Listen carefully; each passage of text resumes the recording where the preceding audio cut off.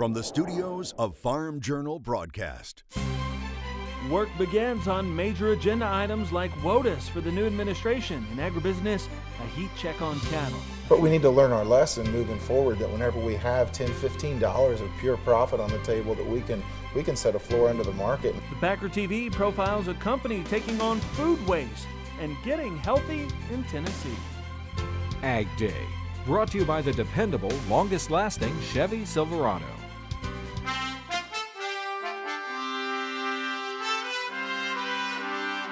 Good morning, I'm Clinton Griffiths. Two major elements of the president's domestic agenda with direct links to agriculture take front and center stage Tuesday: fair trade and regulatory burdens. The EPA and Corps of Engineers took the first steps to rescind the Clean Water Rule and dismantle the off-maligned Waters of the U.S. rule. Now, this is the initial step in a lengthy process of rulemaking. Farm groups are applauding the move. The Farm Bureau said EPA needs to write a new rule that protects water quality without trampling the rights of businesses and states.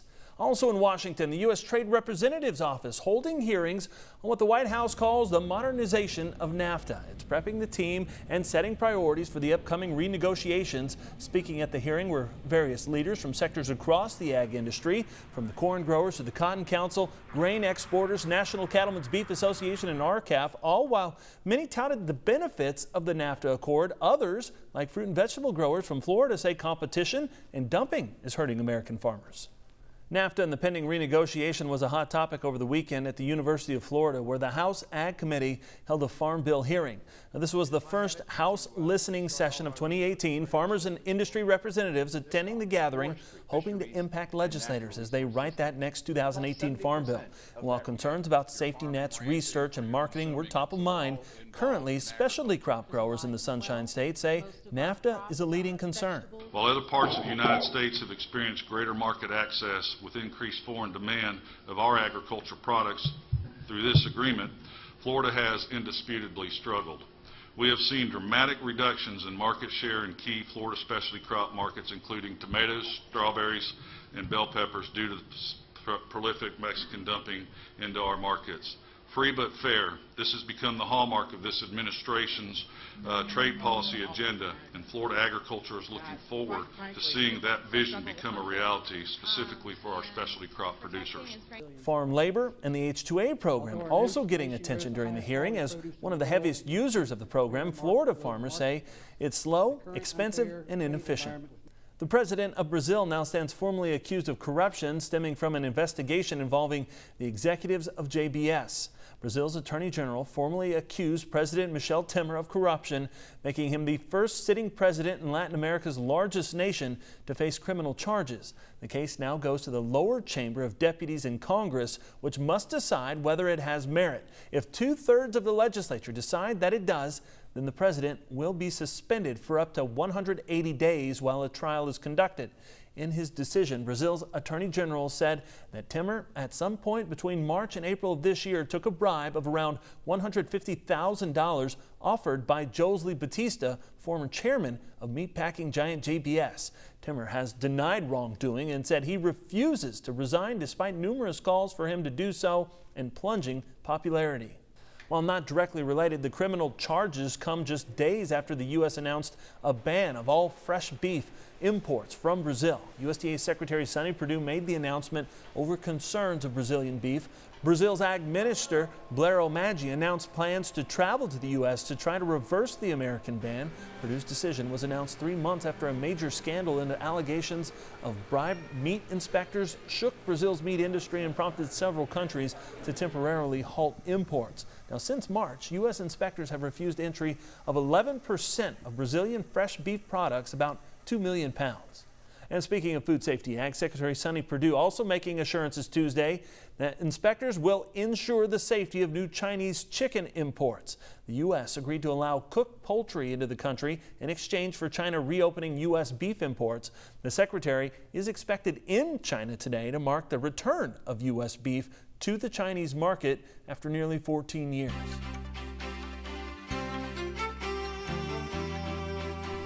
A freeze and frigid weather has soybean growers in the northern plains surveying damage this week. Mike Hoffman has details in today's Crop Comments. That's right, Clinton. It may be late June, but frost damage is showing up in fields in the northern plains. Lee Brees posted this photo of soybean damage near Grand Rapids, North Dakota this week. He says soybeans are feeling the effects of the cold, but corn appears to be okay. Pat Esvold also posting back on Twitter. He too seeing cold damage on soybeans in the Tolna, North Dakota region. Currently, USDA says soybeans in North Dakota are 53% good to excellent. Taking a look at the root zone moisture, we do have some changes. It's turned wetter, obviously, in parts of the southeast, and it's turning drier from Nebraska on up into parts of the Dakotas, and parts of the Dakotas have been pretty dry for a few weeks now. We'll have details on that and your forecast coming up in just a few minutes, but first here are some hometown temps. Ever wake up wondering what does today's weather have in store? Well, with weather updates, it delivers the local forecast right to your cell phone each morning to make preparing for the day easier. Just text Weather 6 to 31313 to get started. Next in agribusiness, Matt Bennett joins me to look at spring cattle markets. Can prices continue where they're currently at? And later, consumers are usually pretty picky when it comes to fresh fruit at the supermarket. In our Packer TV segment, seeing how one company is taking advantage of slightly damaged apples. I'm Charles Denny. Getting healthier, a community at a time. Part of a statewide plan in Tennessee. That story from Alamo, Tennessee, coming up on Agday. Get the roots your crops need by getting Radiate first. Visit lovelandproducts.com/radiate. See your CPS dealer today.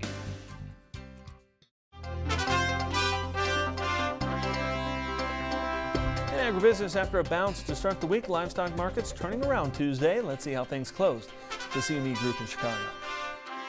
Now we've got a big USDA report coming up this Friday. This is the planted acreage and quarterly stocks report, both of which are highly unpredictable. This is a year where we've seen, I think, a lot of acreage shuffling. You know, USDA told us back in March that we were going to have record soybean acreage, but a lot of things have happened since then.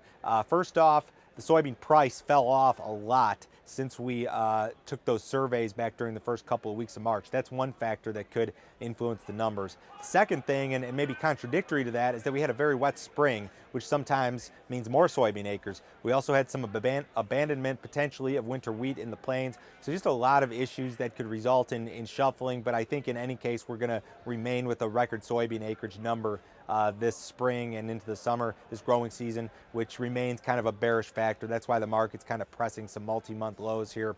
Funds are record short this soybean market, and they've exceeded their previous net record short by a good 20% here. They're short probably about 120,000 contracts, so a very massive bet against the bean market here ahead of the heart of the U.S. growing season. Live cattle market was sharply lower here on Tuesday after a sharply higher trade on Monday. So we've had kind of a roller coaster here to start off this week. A lot of volatility in the futures market, which has really trended lower here during the last 2 or 3 weeks. We've seen the cash cattle trade decline quite a bit. We've seen a setback in the box beef market, so the futures are following suit along with all of that. And we've seen pressure on both the nearby and on the deferreds. Again, Joe Veklevic from CME Group here in Chicago.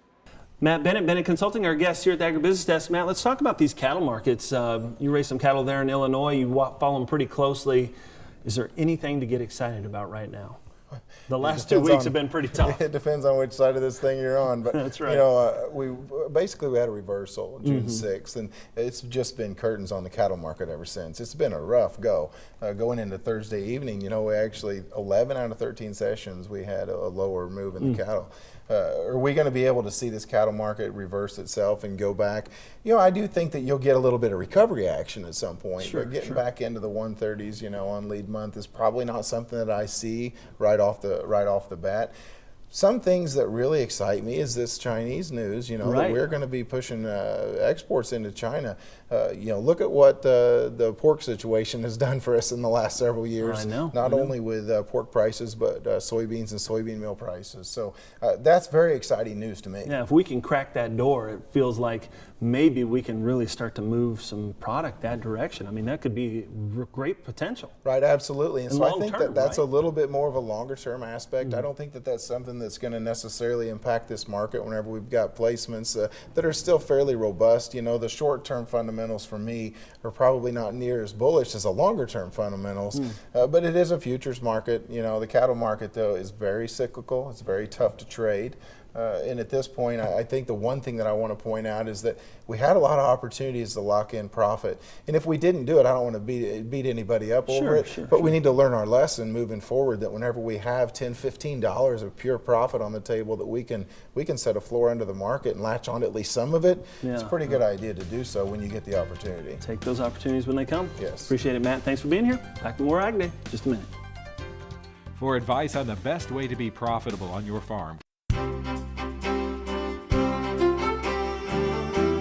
Welcome back to Agday. Meteorologist Mike Hoffman looking at a root zone moisture map, and you can see, Mike, where those areas are really drying out. Yeah, it really is amazing. This product changes rapidly once we do see some areas drying out or getting wet for that matter, and you can see those areas right there. And when you think about it, this wet area in southern Alabama, southern Mississippi, into New Orleans area, that's all the remnants of Cindy, or at least a lot of it, the tropical storm that came inland there. Also, you can see the wet areas in the northern portions of Michigan, so central portions of the Great Lakes pretty wet. It's drying out a little bit. Central Mississippi Valley, once again, you've been going back and forth over the last few weeks. So we'll keep watching this, but obviously things have been changing just depending on where each storm system kind of moves through. Right now we have a storm system in the western Gulf, not expecting that to become a tropical storm, but it is going to bring some more moisture to the southern Mississippi Valley. And the system in the northern plains going to bring some decent moisture to places wherever these complexes of thunderstorms form, like this morning over parts of Iowa and northern Missouri.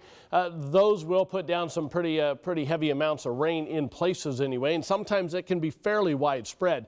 You can see later today most of the western Great Lakes into parts of Iowa into the Kansas City area, some scattered showers and thunderstorms. As we head through the nighttime hours tonight, again, we can see some decent amounts of rain ahead of the warm front into the Great Lakes region, just spotty stuff along the cold front, and then this system coming out of the Gulf putting down some decent amounts in Louisiana, parts of Mississippi and Alabama as well. Heading through the day tomorrow, more of the same. A lot of this is hit and miss. Obviously that's hit and miss in Florida and hit and miss in the warm sector of this system in the northern portions of the Ohio Valley. And you can see the next system diving in with a cool front. Scattered showers and thunderstorms once again into the Dakotas, which is some good news. There's the past 24 hours for rainfall. Adding in the next 36 hours, you can see the pockets that our computer model is showing gets the heavier amounts.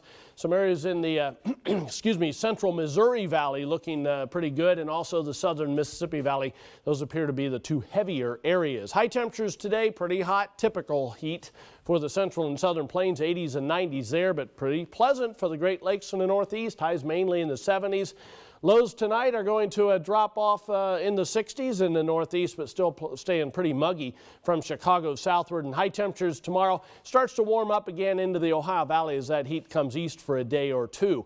Jet stream showing that trough finally moving away in the Northeast. And we go fairly zonal with a trough in the northern plains, but that will keep the really chilly air from returning. You can see, though, there will be some areas that do get cool, and the heat continues, at least in the southern tier of states. That's a look across the country. Now let's take a look at some local forecasts.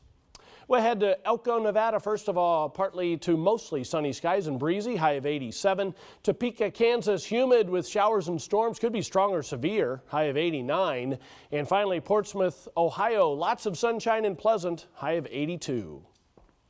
Later on Agday, find out what one southern state is doing to improve their health statistics. But first, we visit a juice maker that's trying to prevent rotting fruit from ending up in the dump. Ag Day, brought to you by Top Third Ag Marketing. Farmer first with a plan for every market.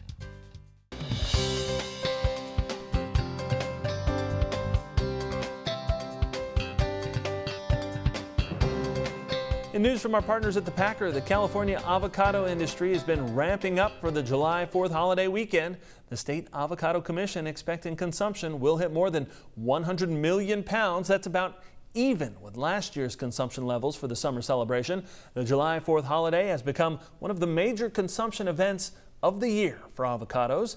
The Avocado Commission's social media campaign will feature a Route 66 theme, including a blog post and supporting Twitter polls about select Route 66 stops. A Swedish startup company is rescuing unsold supermarket fruit bound for the waste bin and turns it into pure natural juice. The towering pallet of apples found in their facility were deemed unusable by supermarkets. The company likes to quote a United Nations report that shows 30% of food produced for humans is tossed away each year. Now, fresh fruit disposal is even higher. Some estimate as high as 45% is thrown out because it's bruised or has small imperfections. The reasons for them needing to throw it away are not the same reasons that make it not good to eat. It could be a reason that the box are broken or have been damaged in transportation. It could be tiny dots from hail. It could be damp boxes. It could be that 3% of the fruit is bad, but the rest of the 97% of the fruit is good to eat. Most supermarkets don't have the staff to sort every edible apple from a damaged batch, but Rescued Fruits does. Workers must then sort the good apples from the bad, remove plastic labels and other packaging, then begin processing them into juice. Larson hopes they can change consumers' attitudes when it comes to natural products. They hope to teach people that every natural juice drink should not look or taste exactly the same each time. All right, when we come back, trying to create a healthier state, and the effort begins at the local level in the country is next. You can help make a difference in the lives of ranchers who lost so much. Go to wildfirerelief.org to learn more about a $1 million match in relief funds from the Howard G. Buffett Foundation.